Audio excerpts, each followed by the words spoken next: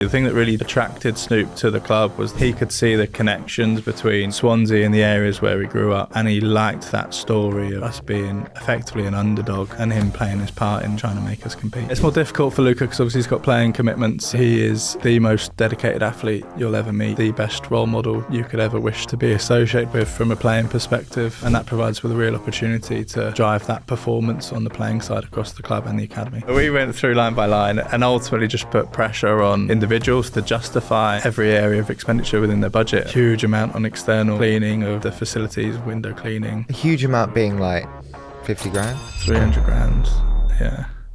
I specifically said the quote in the meeting that I'd rather have dirty windows and get promoted. So our sponsorship income last season was 2.4 million. Wrexham's front of shirt this season is 10 million. What?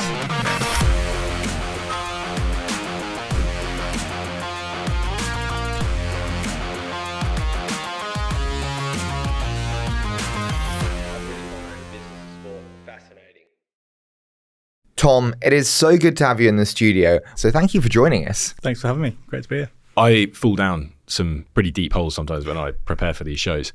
And I fell down one here when I was looking online and found a couple of the fan forums. And I want to start here because it's the essence of this show. One of the fans posed a question to you on the last one. And, well, it wasn't a question, actually. He made a comment saying, firstly, I want to thank you so much for doing these forums and talking about the impact that they made. And so the first question really to ask you was, why is that openness, why is that level of access to fans important to you? I think ultimately as a club, we have to operate in a way that the fans buy into and understand the rationale behind decision making. There has to be a level of trust there that we're doing things for the right reasons and for the betterment of the football club.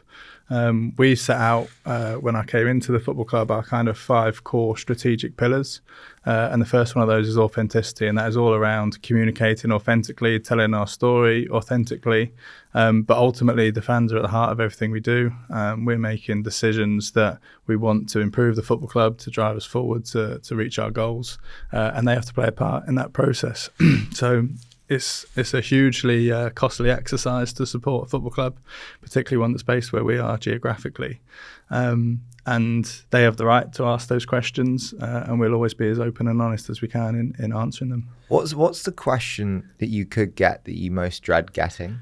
I don't really dread those things. I've obviously been doing it quite a long time now. I quite enjoy the sessions. There isn't really we haven't got any secrets. There's nothing to hide. We're operating in a way where we feel we are moving things forward and driving things forward. We're making decisions that we think will help us in that journey.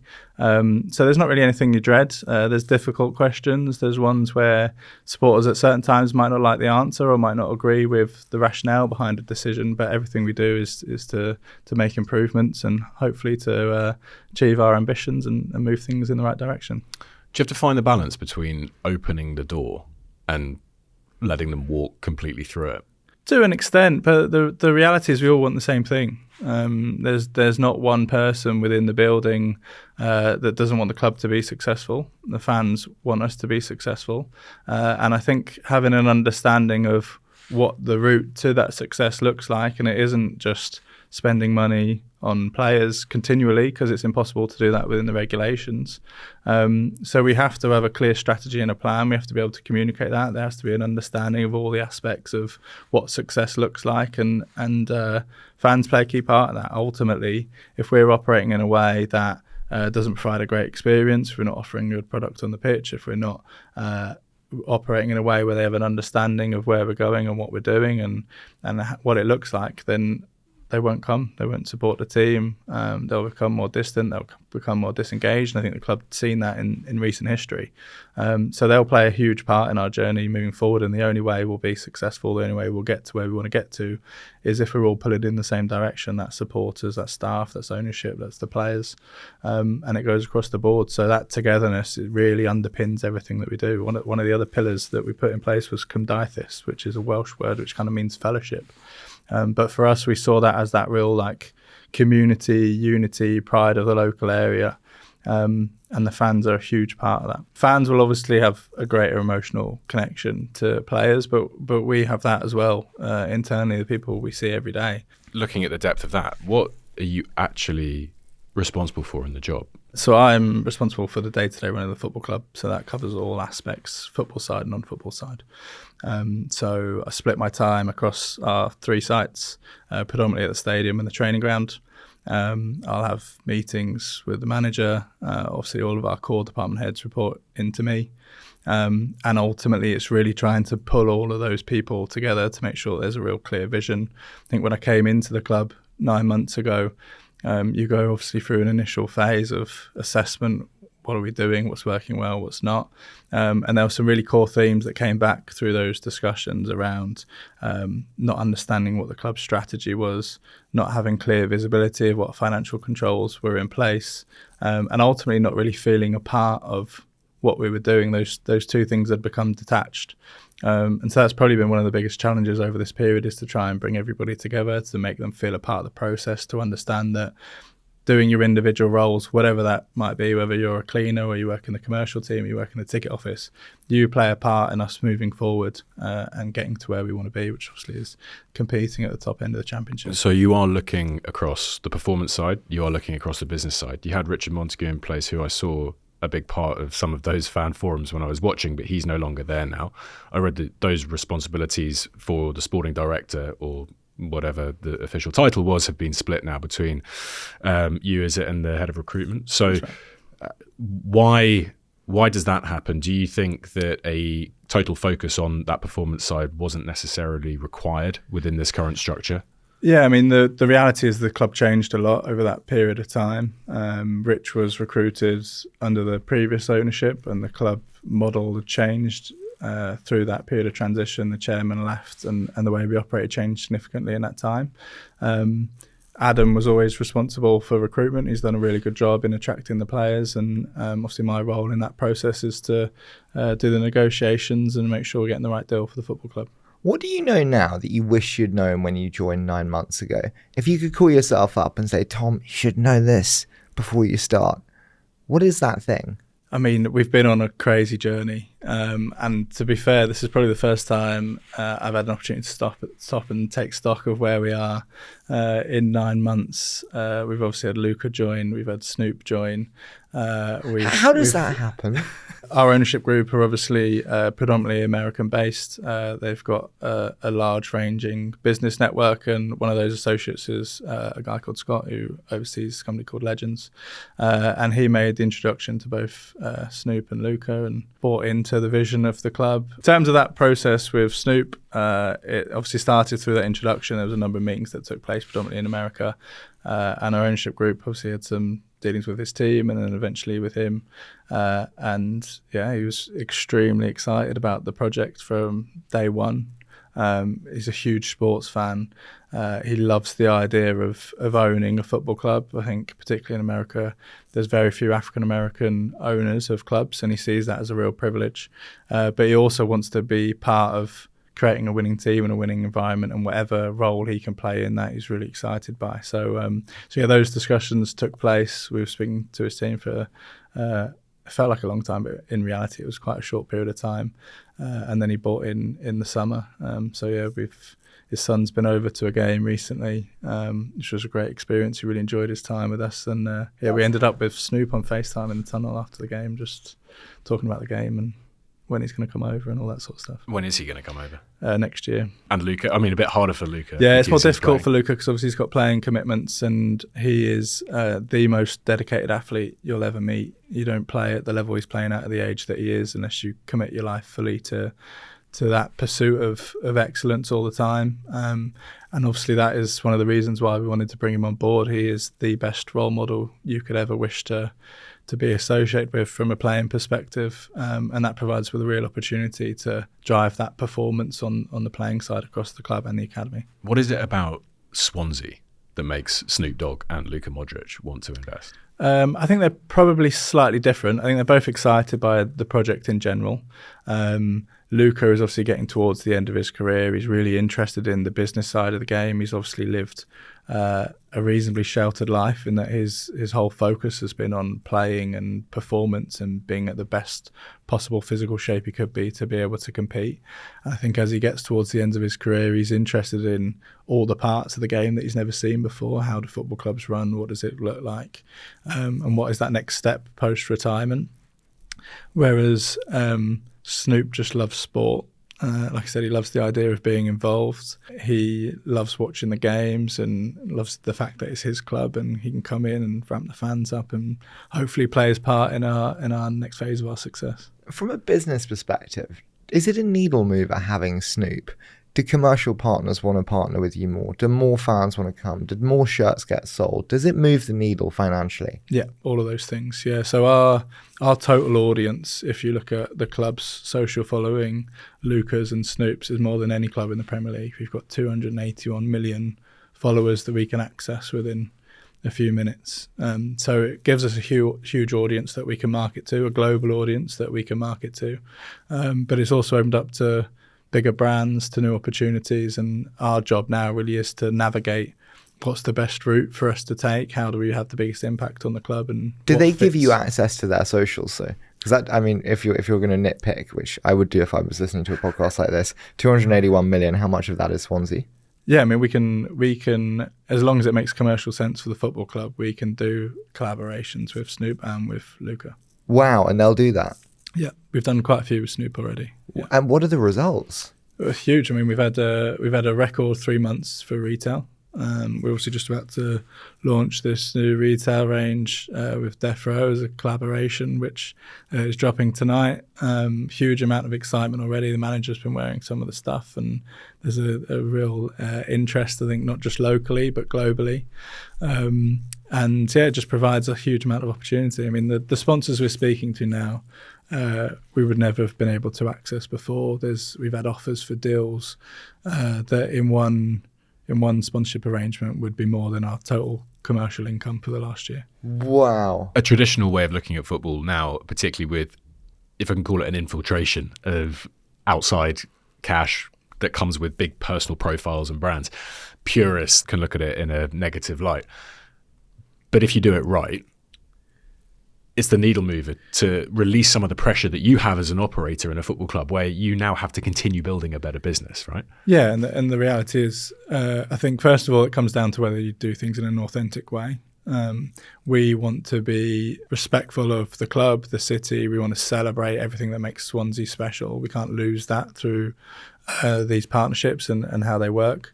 But also, the reality is, there'll be anywhere between 6 to 9 clubs in the Championship every year with parachute payments. We've now got Birmingham and Wrexham coming up the other side with equivalent financial resource.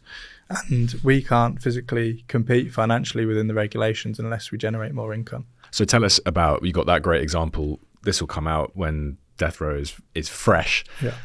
For anyone that can't see on the cameras, it's on the jacket. Tell us about that deal. How does that work? So Snoop's obviously a hugely commercial guy himself. He's got a large number of brands that he already works with, and he's made a number of introductions to us through those. Death Row is his record label. He's been involved with it for a large number of years. He's also got Death Row Pictures that do obviously videography and TV projects. And we've been working with them directly on some collaboration ranges with the club. The point of partnerships always is like authenticity. How is that like an authentic tie-in? I don't mean that rudely, but like if you have Whoop, you have performance. It's like Death Row Records. I'm struggling to see the alignment here. Yeah, I mean, some of the stuff we do will be telling stories. Some of the stuff we do will be brand building. This is one of those. It's some things we'll do just because they're quite cool. For example, Snoop's going to have a lounge at the stadium, and that'll be used to invite his guests and create a space that we can create content in and do some other stuff. But yeah, I mean, that ultimately is the business model, is how can we utilize the names and the profiles of the people that we have access to generate income for the football club. If we don't adapt, then the club will stagnate and eventually decline. So we have to be able to generate incomes that surpass what we can do locally. We can only charge so much for tickets. We can only charge so much for shirts. We've only got a finite fan base on the ground. Of being able to expand those horizons to attract more people to the club, to do stuff that generates interest. When we launched our kits, it was shortly after the announcement had been made. One of our fans posted on social media that they'd been stopped by an American fan who said, "Oh, is that Snoop's team?" And that kind of shows you the impact of these changes and the opportunity that then brings. Does that change how you think about like pre-season tours, doing more in the US, having a more US brand? Potentially, yeah. I mean, there's obviously a large amount of global interest in the football club. We see that as a means to, like I said, grow the brand, grow the opportunities to generate more income without having to put additional pressure on our local fan base financially. And there's opportunities to do things like pre-season tours in America for sure. I mean, the World Cup will obviously be there next summer. Snoop's going to be a big part of that, as he was with the Olympics. He's also playing a part for the Winter Olympics for the US national team. And he's currently a coach on The Voice in America, and all of his team on the show have all been wearing our shirts. Wow. So there's a number of tie-ins there. But I think when you talk about authenticity, the thing that really attracted Snoop to the club was the fact that it was a working class town. It was an industrial town. He could see the connections between Swansea and the areas where he grew up. And he liked that story of us being effectively an underdog, and him playing his part in trying to make us compete. It was what Wrexham did so well, if you're looking at the, application, I guess, of the celebrity versus the history and the reality of what it was to support, or what it is to support a club that isn't necessarily sky high in the Premier League. And what that has also showed is, yes, there is a media side, there's a growth commercially, but that can have massive knock-on effect, because players that otherwise maybe wouldn't want to come and play for you. There's more to the club than just a traditional club.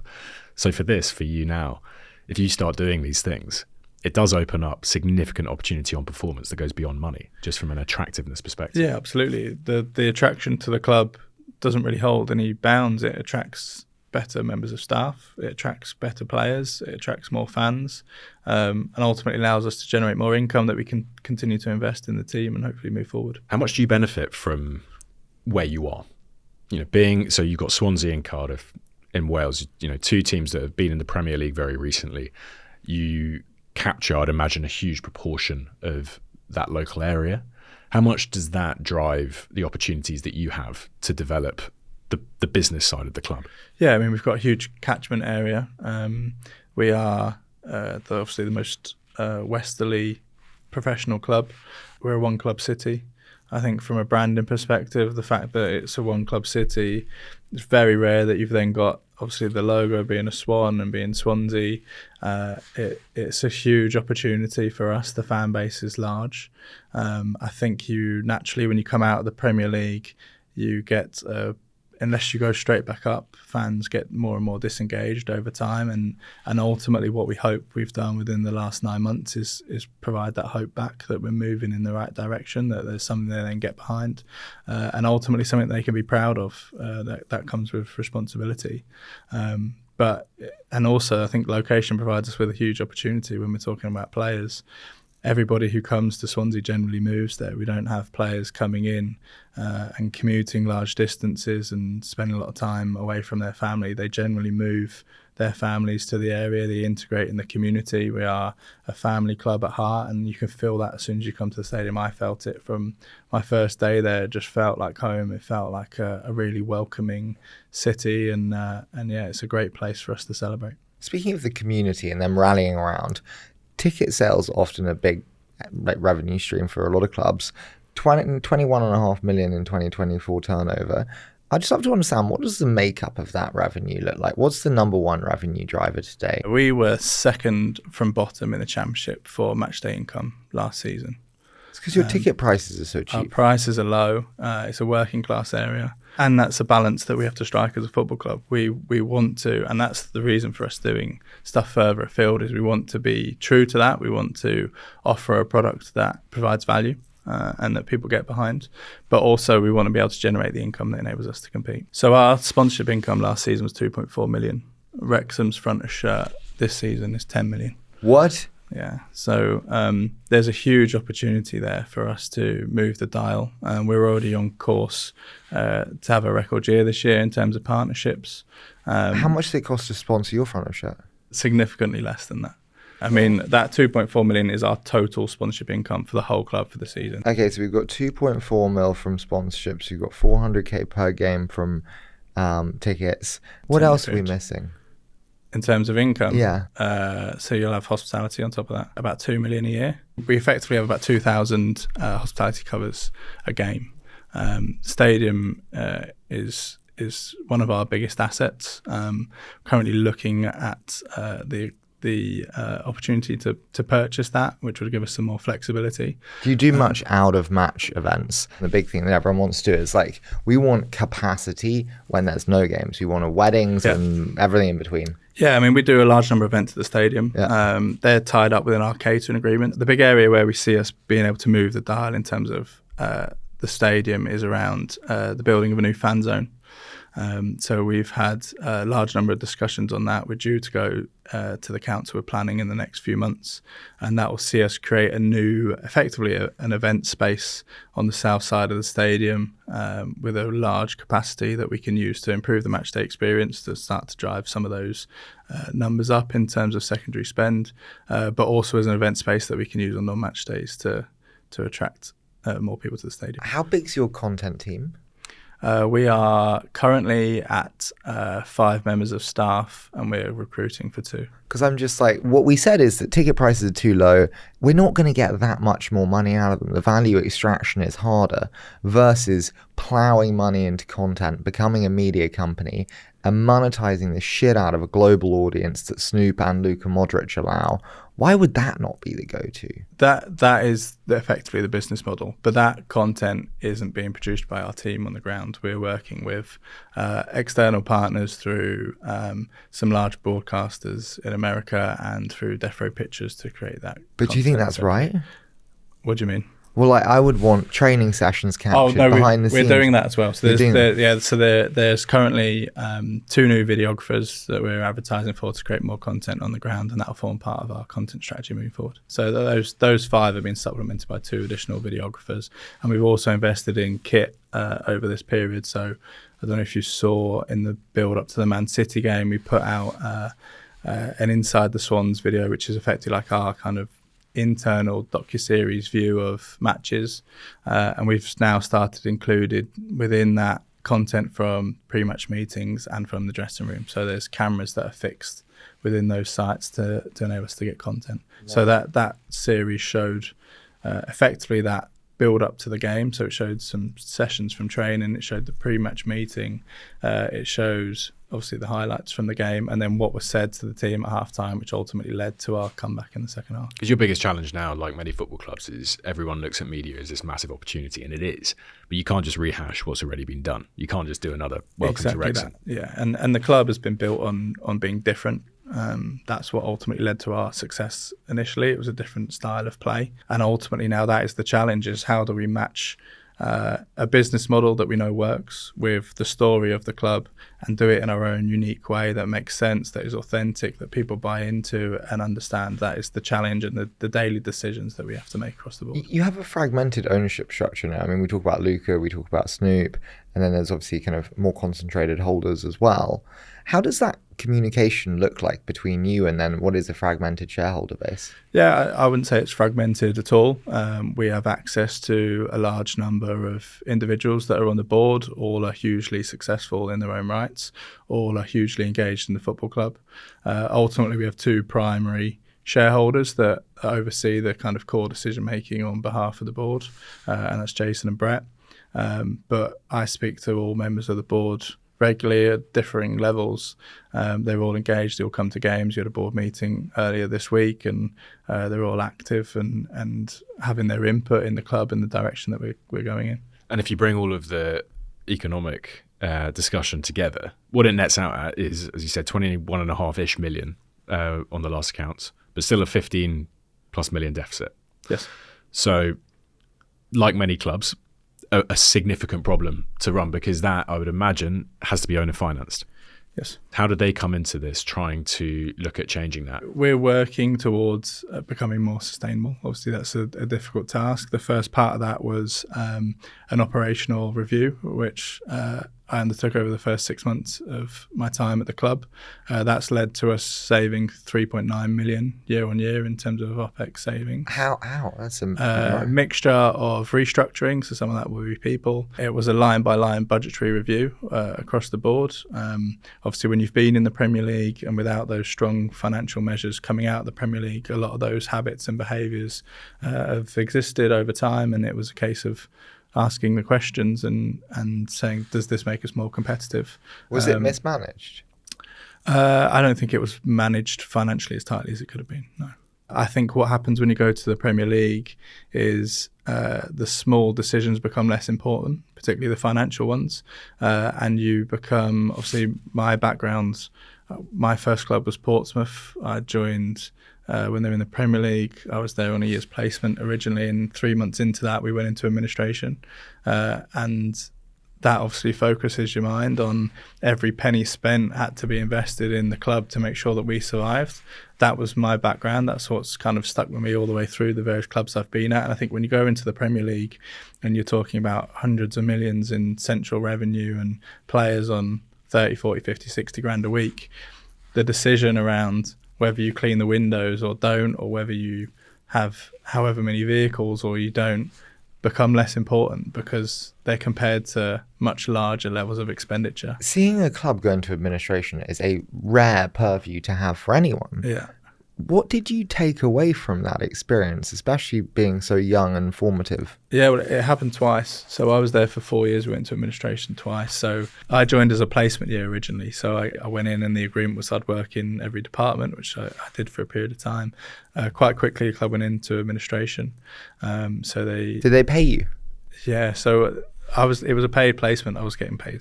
Even when they went into administration? Yeah, so I got, well, kind of.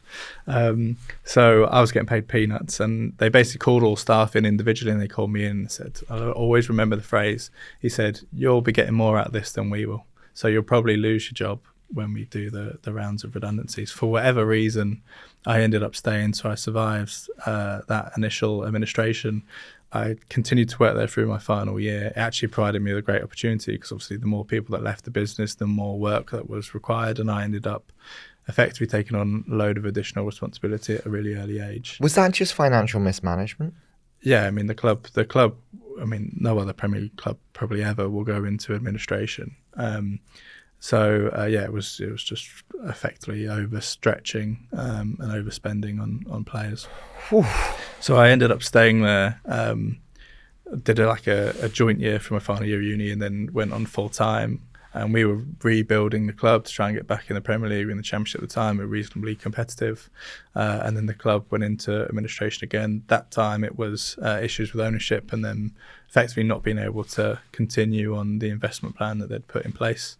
And they quite quickly left, and we were left having to try and pick things up again. And ultimately the club ended up getting taken over by the supporters. So what do you take from all of that experience now? If you're looking at the job that you do right now for Swansea and what you did in Bristol Rovers, what do you take from that experience that has helped you be better? I think the first thing it gave me was a real appreciation of how lucky you are to have what you've got. One, to be able to work in the industry, but two, to be able to have an appreciation of the financial decisions that we're able to make, and a real kind of sharpness on, is that required? Does that affect our ability to compete or even exist at that point? It gave me a broader set of experiences in terms of how a club operates, because I was thrown straight into the thick of things, and normally when you'd come into a role, particularly an entry-level role, you would be limited in terms of what you got exposed to, whereas within that first 4 years, I'd been exposed to pretty much every aspect of the club. By the time I left, I was the sole person negotiating their front of shirt deals and all sorts of stuff in my early 20s. So we restructured all those deals. We effectively found a way of making them more commercially viable, increasing the profitability of all of our sponsorship arrangements, and did that with a view to keeping the club alive. So when you went through that line-by-line review at Swansea, you end up saving 3.4 million. 3.9. 3.9 million, sorry. I was actually going to say not the biggest. What was the craziest? Lots of strange expenditure, huge amount on external cleaning of the facilities, window cleaning, large huge number amount of being like vehicles, 50 grand. 300 grand. Yeah. I've got a window cleaning It's a lot. business. Yeah. To be We fair, will we've do got it for 3 250 sites. grand. Yeah, it's a lot of windows. Yeah, You're a football club. Yeah. What are the window cleaners doing? Yeah, I mean, I specifically said the quote in the meeting that I'd rather have dirty windows and get promoted. That's the caption for the whole chat. I'd rather have dirty windows and get promoted. So we went through line by line and ultimately just put pressure on individuals to justify every area of expenditure within their budget, and that led to some really interesting conversations. But actually, it was a process really that I expected a lot more pushback on from staff. But the reality is, a lot of it was conversations that they were excited to have. How much do you spend on food? On food, Yeah, for like the players' training ground. so we cut the budget slightly for players. So again, I don't know the exact amount that we were on before, but they were going into the training ground and they'd have options of 5 different meals on a daily basis, and now they have 2 or 3. It doesn't make any difference. The food's still great, but it's far more economical. We also merged more of the academy operation with the first team, so we've moved the 18s now up to Fairwood, which enables us to merge the 2 kitchens. So the chef will provide food for effectively all of our players that need to be required for. So there's a number of efficiencies like that. Can we apply all of this then from the financial side into the thing that fans care most about, obviously, which is how you run the playing staff and the team on the pitch? Your transfer model looks like you utilise every single tool at your disposal. Loans, undisclosed fees, transfer fees. You do a 7 million deal with Adamida, but if it was 7, Wasn't. You do a money What was it? cash deal. Can't say that, but it wasn't something. You do a cash deal, or should we say something that does require an outlay? Yeah. Versus your use of the loan system going to places like Brighton in the Premier League.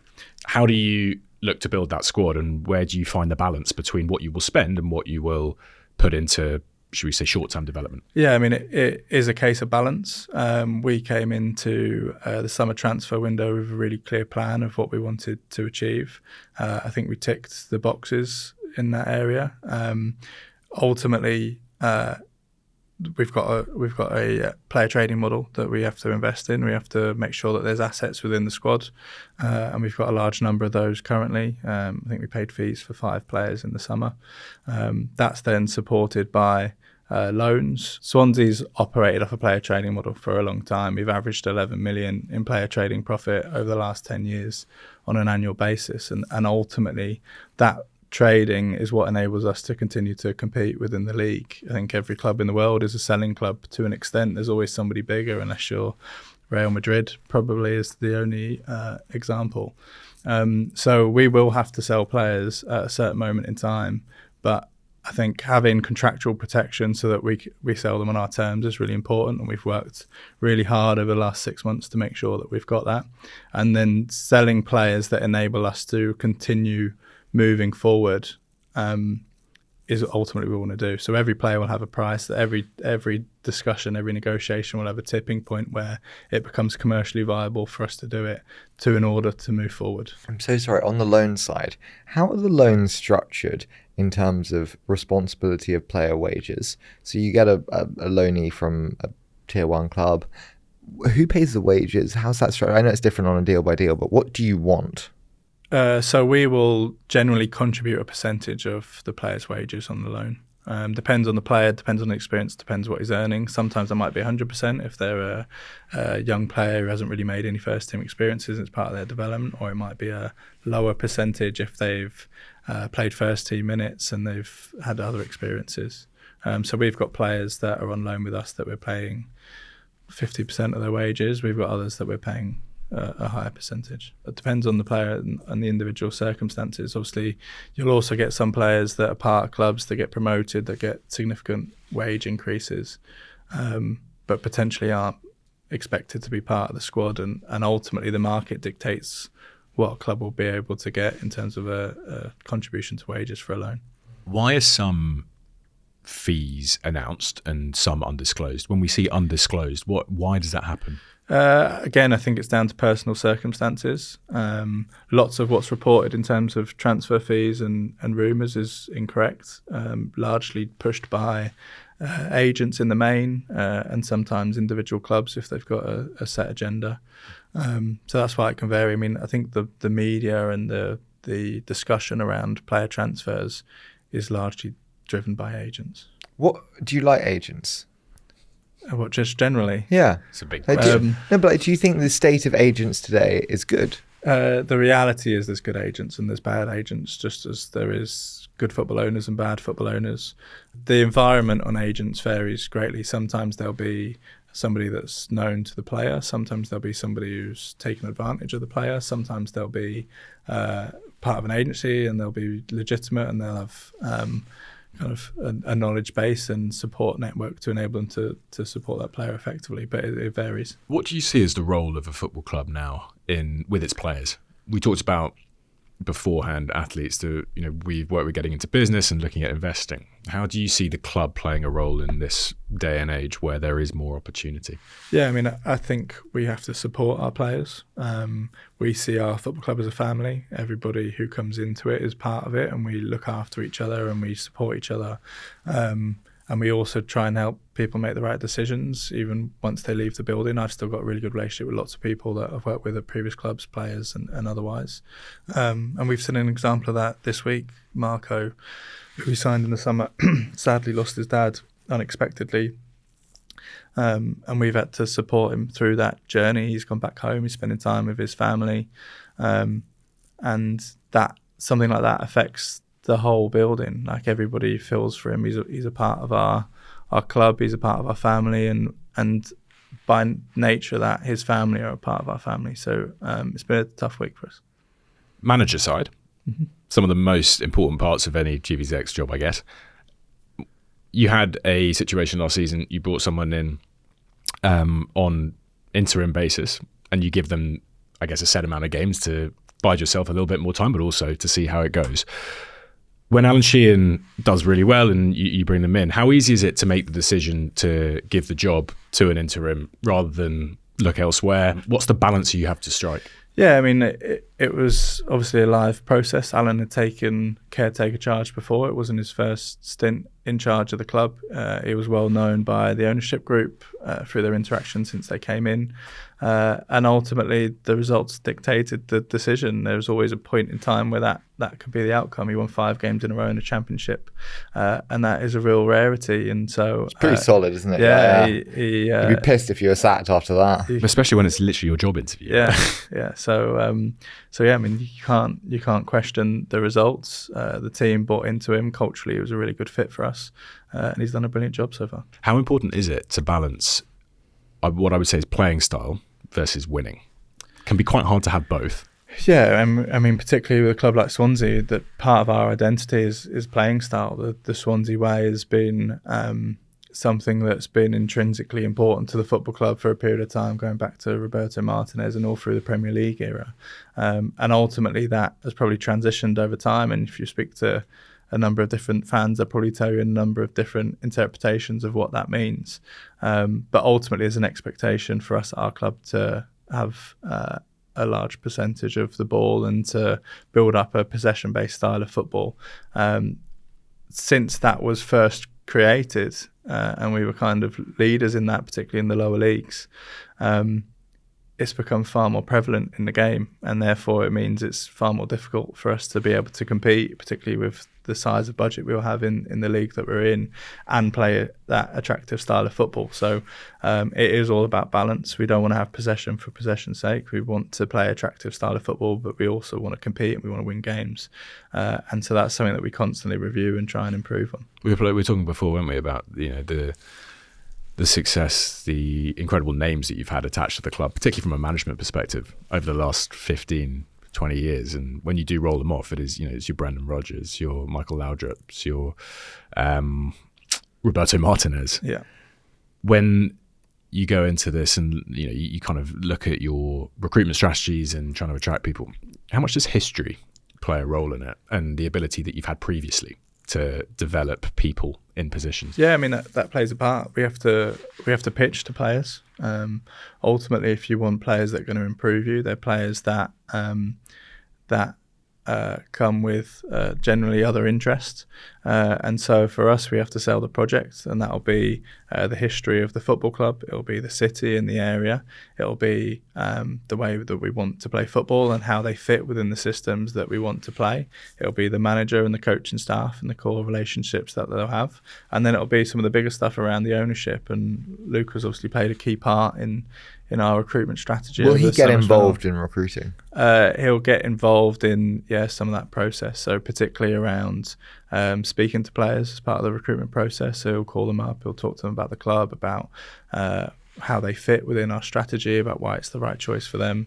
He'll give them advice on their career and the decisions they're about to make. And he's a real asset. Rank these 1 through 3 as why people will join Swansea. Okay, money, mission, or we're going to do like miscellaneous, which is like training ground, stadium in one. I think that probably differs depending on who the person is. There'll be some players that will be purely financial, and they'll just go whoever's going to pay them the most money, that's where they'll go. Do you mind that? No.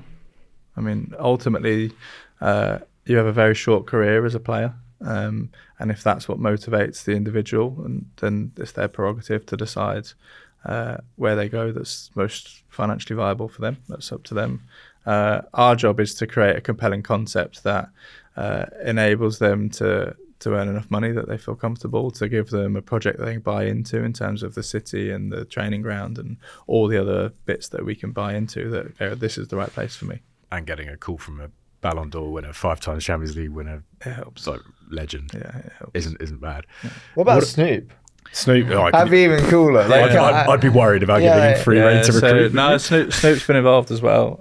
He's sent some messages to some players on Instagram. His son's been involved. He spoke to Adam Eder as part of that process. So they are heavily involved. Ultimately, they're invested in the club, not just financially, but emotionally, and they want to play a part. And I mean, that is another benefit of the setup that we've got currently. So ultimately, the better squad we can recruit, and we've got a huge amount of work goes into that process. There's a large amount of data analysis. Like I said, Adam's done a brilliant job in attracting or identifying the right players, and then our job is to sell them the project. And who sets transfer budgets? That'll be set by ownership. Got you. Yeah. Do you think you have a big enough transfer budget?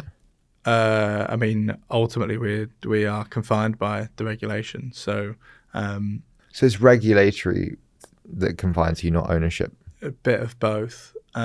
We ultimately, like I said, are working towards a sustainable business model. So player trading profit will be part of that. And the more we can invest in players, hopefully the more we can make back.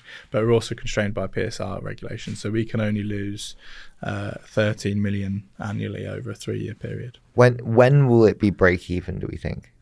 I mean, there's a large amount of work to be done, but we hope we can get towards that point within the next 3 years. 3 years, so 2028. Yeah. It's a good, yeah.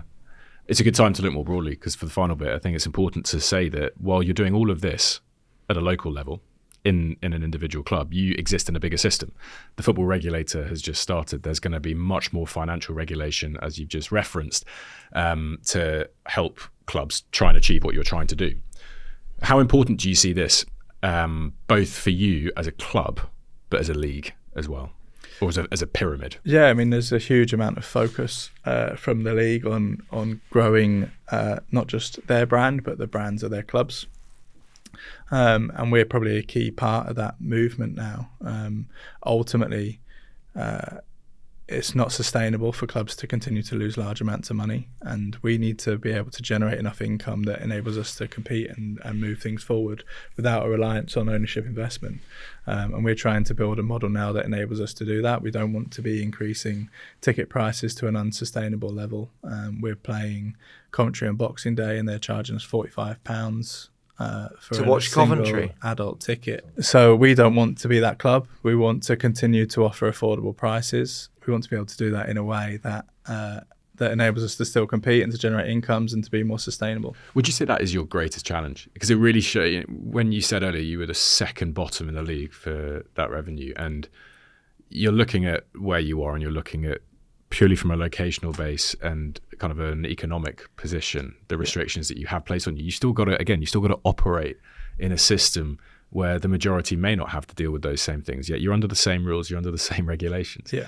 It's incredibly tough to find that balance, to be able to spend the money to compete, but also never leave your fans behind, never make that stadium impossible for the core fans to be able to access. Yeah, I mean, and that's where we started, was what part can fans play in this process? How important are they to what we want to do? And the reality is they're vitally important. We have to be built in terms of our core foundations on a large local following of fans that feel engaged in the club, that feel a part of it, that can help us get to where we want to be.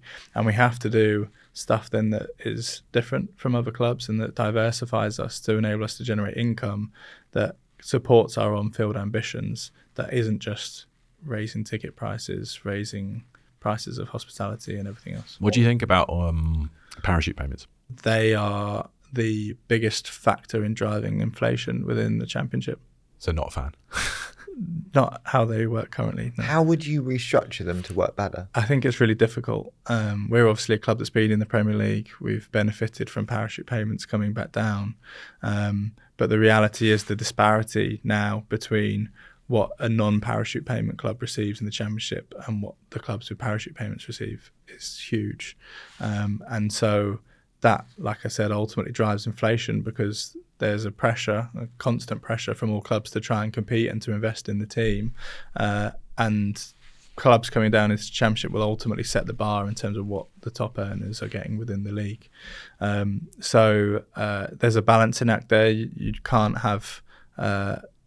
I don't think you can have a system where there's no parachute payments, but I think that needs to be reviewed as part of the whole financial model of the league structures, and that's not just Premier League, EFL, that's National League as well, to make sure that those drops are financially viable for clubs, but also that they're not driving inflation within leagues to a point where it's unsustainable. Do you think buying a sports team is good business or fun and the playground for millionaires and billionaires? Hopefully it can be both. I think if we do what we want to do, if we put the plan that we've got in place, then it should make good business sense for investors that we've got on board. But ultimately, it's great fun as well. I mean, a group of our investors came over to the Leeds game last season, and when we equalised in the last minute, there's no greater feeling in the world. So you can't. All of them are hugely successful. They've all run large businesses. They've had loads of successes, more than you could ever name. But those moments where your team wins or draws or something happens. I mean, the first half an hour, Man City.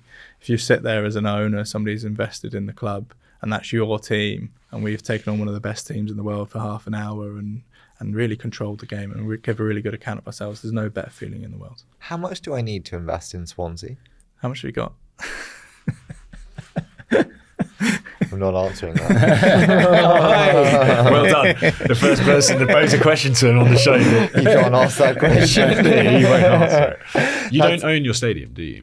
No, it's owned by the council. Is there an opportunity to buy it? I hope so. Yeah, we're in discussions with the council at the moment. So it would be an objective to be. Yeah, so at the moment we effectively operate across 3 sites. We've got Landor, which is our academy training facility that we own. We've got the stadium, which was built by the council, both for the football club and for the rugby club to operate out of, and it was run by an independent management company. When the club was in the Premier League, we bought that management company, but we didn't buy the stadium. So we effectively have all operational responsibilities without owning the asset. And from a PSR perspective, the lease costs for the stadium are a cost, whereas a purchase price wouldn't be. So we'd be more competitive if we were able to purchase the stadium. Really? So stadium leasing is in PSR? Yeah. Why? Because it's not an asset that we own.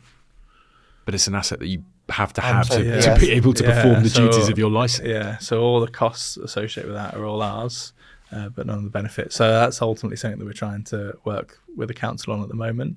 And then we have a similar arrangement with the first team training ground, which currently is owned by the university. And again, we cover all the operating costs for that site and we've invested millions of pounds in it over time. And that again goes into PSR? Yes. I just don't understand. Yeah.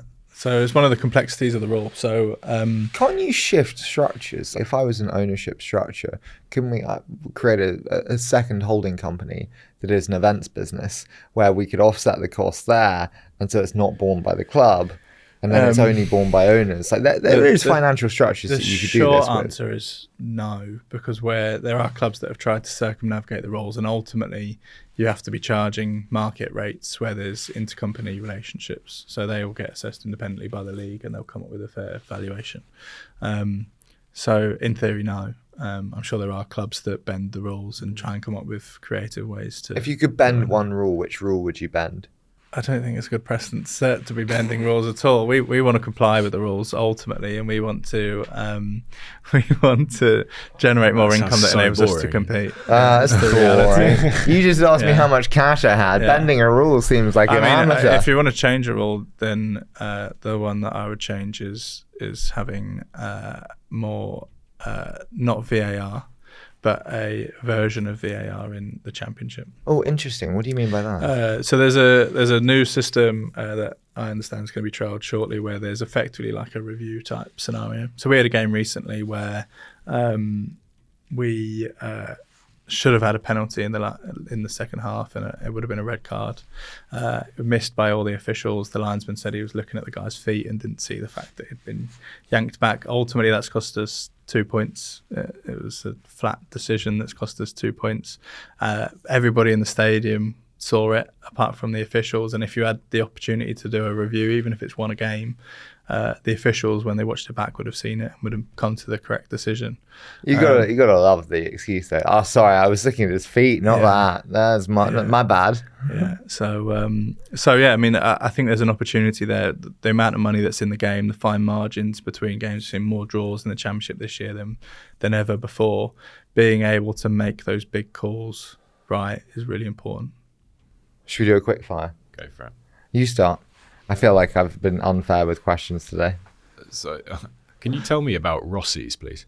Yeah, it's a fish and chip shop. It's a fish and chip shop. What is Rossi's? So Rossi's is a fish and chip shop opposite the stadium. It's a bit of an iconic venue locally.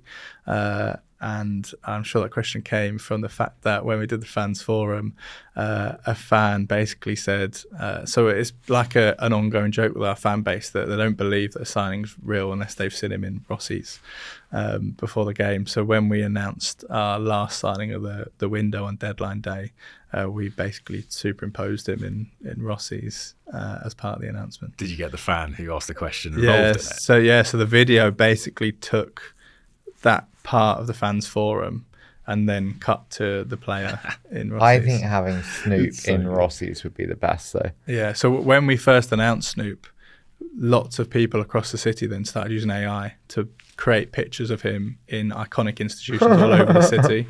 And so one of the things that we'd like to do is recreate that at some point and take him on that journey. Somebody say Just Eat ends at Rossi's. That's not a bad idea actually. Yeah. God, the man's been food delivery for so long. He's got his own food delivery song and he ends at Rossi's. God, yeah, that's a good one. I like that. Who do you not have in the ownership structure? Who in an ideal, I'm not suggesting this is going to happen, but like just in an ideal world, it'd be amazing to have them. I don't know if there's anybody instantly that jumps out there, but ultimately the model that the ownership put in place was always to attract high-profile individuals that enable us to attract new audiences and ultimately give a strategic benefit to the football club. So Luka obviously covers off the football performance element. Snoop is obviously in the entertainment business and has a huge following. I think there's probably people that we can get from different parts of the world. Hit me. Where do we want to go? I mean, India is somewhere that we've looked at. It's obviously a huge audience. You want a cricketer? You want a Bollywood star? Potentially, yeah. I mean, the reality is, for us and the way we're set up, nothing's off the table. It's a case of assessing opportunities and looking for new ways for us to grow. Interesting. What's your favourite Snoop Dogg song? I mean, so the one that we've used the most is "Drop It Like It's Hot," and we will soon, hopefully. I'm going to be honest. Snoop is like one of these like iconic figures where they're just such an icon, but then when you actually look at the body of work, you're like, I don't actually know it. He does so much stuff. So he's doing the New Year's Eve party on one of the main broadcasters in America. He's going to be the face of the World Cup. He's got a role in the Olympics. He's a judge on The Voice. He voiceovers on loads of kids' Isn't films. it interesting though, like the face of the chiller, but actually behind the scenes, incredible work ethic, incredible commitment, execution. It's so funny, that dichotomy. He works so hard. And and so there's some new products that are coming out that may or may not reference some of his body of work. So what's the best away hospitality? Where do you go and you're like, oh yeah, this is a bit of me? I mean, at my previous club, we always used to enjoy going to Bolton. They put on a really good spread at Bolton. Why? This season, just the food was unbelievable. They did like a huge buffet, and they just loads of choice, loads of options. Pre or post administration? Post. No. Yeah, it was great. That is financial mismanagement. And then this season, Birmingham, can't fault them at all in terms of their level of hospitality, the welcome that they gave us. Obviously, really nice facility. Have invested in the stadium significantly, and the guys that we know well there. So they've done What a great would job. you rate your hospitality? Ours is pretty good. I think our top end stuff that we produce is up there with some of the best that you'll get. We hosted Man City on Wednesday, and they were really complimentary about everything, actually, all aspects of the operation. So it's great to hear. What we're looking to do moving forward is tier those hospitality options a bit better, so we've got more of a broader range of options. What have you enjoyed the most since you joined? I've genuinely loved every minute the last 9 months. It's been a real journey. We've had quite a lot of stuff to work through, and there's been some real big highs already. But I think just the welcome that I've received from the city, the openness of the supporters to buy into what we're doing, and those interactions have been great. So yeah, I've loved it so far. Tom, Perfect. this has been fantastic. Thank you so much for doing this, and we really appreciate it. Thanks for having me. Cheers.